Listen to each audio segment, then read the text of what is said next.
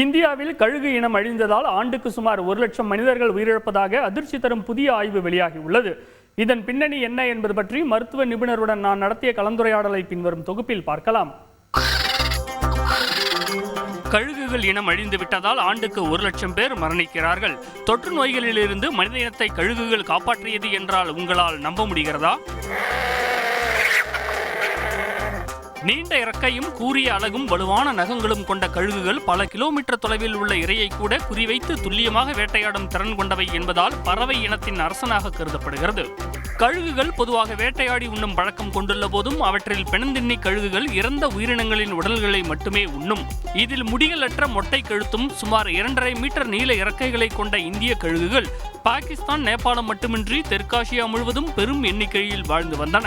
உயிரிழந்த விலங்குகளின் உடல்களை கூட்டம் கூட்டமாக சேர்ந்து கொத்தி தின்னும் இந்த கழுகுகள் இயற்கையின் துப்புரவு பணியாளர்களாக விளங்கின. 1990களில் இந்தியாவில் மட்டும் சுமார் 4 கோடி கழுகுகள் இருந்த நிலையில் அவற்றின் எண்ணிக்கை மிக வேகமாக சரிந்து தற்போது 99.9% அளவுக்கு அழிந்துவிட்டதாக அதிர்ச்சி தகவல் வெளியாகியுள்ளது. கால்நடைகளுக்கு வலி நிவாரணியாக பயன்படுத்தப்பட்ட டைக்ளோபினாக் மருந்துதான் கழுகுகளின் அழிவுக்கு முதன்மையான காரணமாக கண்டுபிடிக்கப்பட்டது. அதாவது இறக்கும் கால்நடைகளின் உடல்களை சாப்பிட்டதன் மூலம் பிணந்தின்னி கழுகுகள் பாதிக்கப்பட்டு கொத்து கொத்தாய் உயிரிழந்தன. இதையடுத்து கடந்த 2006ஆம் ஆண்டு இந்திய அரசு டைக்ளோபினாக் மருந்தை தடை செய்த போதும் கழுகுகளின் எண்ணிக்கை மீண்டும் அதிகரிக்கவே இல்லை. சரி, கழுகுகள் இறந்ததற்கு நாம் ஏன் கவலைப்பட வேண்டும் என்று உங்களுக்குள் கேள்விகள் எழலாம். 500 மில்லியனுக்கும் அதிகமான கால்நடைகளை கொண்ட இந்தியா போன்ற நாட்டில் நோய்வாய்ப்பட்டு உயிரிழக்கும் ஆடு மாடுகளின் உடல்கள் பொது இடங்களில் வீசப்படுவதால் தொற்று நோய்கள் பரவி ஆண்டுக்கு சுமார் 1 லட்சம் பேர் உயிரிழப்பதாக புள்ளி விவரங்கள் தெரிவிக்கின்றன. மேலும் உயிரிழந்த கால்நடைகளை உண்ணும் வழக்கம் கொண்ட நாய்களுக்கு வெறிபிடிப்பதால் இந்தியாவில் நாய்க்கடி சம்பவங்கள் அண்மை காலமாக அதிகரிக்கவும் இதுவே காரணமாக ஆய்வாளர்கள் சுட்டிக்காட்டுகின்றனர். சென்னை வேல்ஸ் மருத்துவக் கல்லூரி மருத்துவமனையின் சமூக மருத்துவத்துறை உதவி பேராசிரியர் ஜெயநந்தினியிடம் பேசினோம்.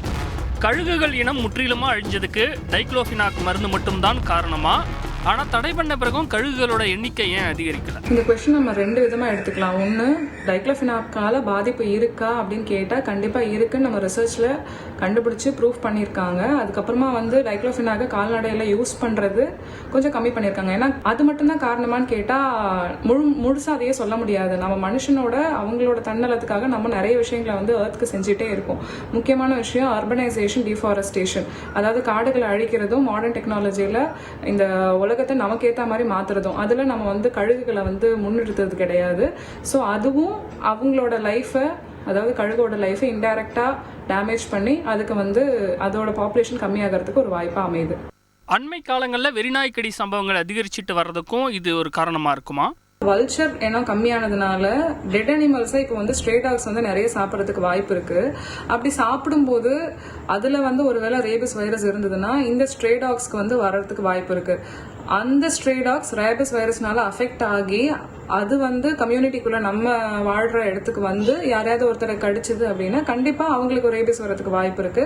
இந்த கழுகு மாதிரியே வேற எந்த உயிரினங்கள் அழிஞ்சா மனிதர்களுக்கு அது ஆபத்தை ஏற்படுத்தும்? பறவைகள் சில பறவைகள் மஸ்கிட்டோவை சாப்பிடும், சில பறவைகள் டிக்குன்னு சொல்லக்கூடிய அந்த பாரசைட்டை சாப்பிடும். அப்படின்னும் போது இன்டைரக்டான வழியில மஸ்கிட்டோவை சாப்பிட்ற பறவைங்க அதனால வர டிசீசஸை அது தடுக்குதுன்னு தான் அர்த்தம். எப்பயுமே நம்ம சுற்றி இருக்க அனிமல்ஸோட, பேர்ட்ஸோட ஒரு ஹார்மனியை டெவலப் பண்ணும்போது அதோட வேலையை கரெக்டாக செய்யும்போது நமக்கும் உண்டான பாதிப்புகளை அவங்க தடுக்கிறதுக்கு அந்த ஸ்பீஷீஸே நமக்கு ஹெல்ப் பண்ணிடும். ஸோ கண்டிப்பாக பறவைகள்னால சில மஸ்கிட்டோனால பரவற வியாதி, டிக்குனால பரவற வியாதி தடுக்கிறதுக்கு அதுவும் ஒரு ஹெல்ப்பாக அமையுது.